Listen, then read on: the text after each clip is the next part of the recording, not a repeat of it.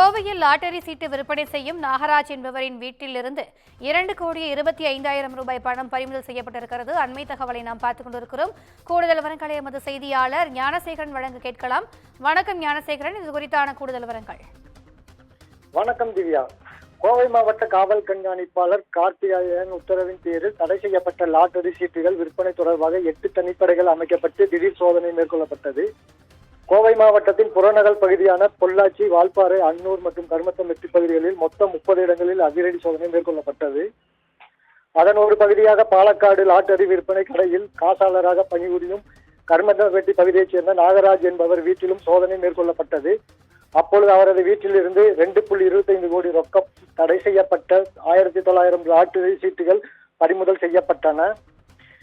விசாரணையில் நாகராஜ் கோவை, திருப்பூர் பகுதிகளில் லாட்டரி சீட்டுகளை விற்பனை செய்து வந்தது தெரிய வந்தது. அவரை கைது செய்த காவல்துறையினர் பணத்தையும் பறிமுதல் செய்து விசாரித்து வருகின்றனர்.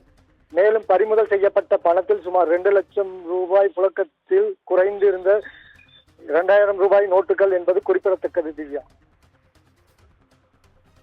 கூடுதல் விவரங்களுக்கு நன்றி ஞானசேகரன்.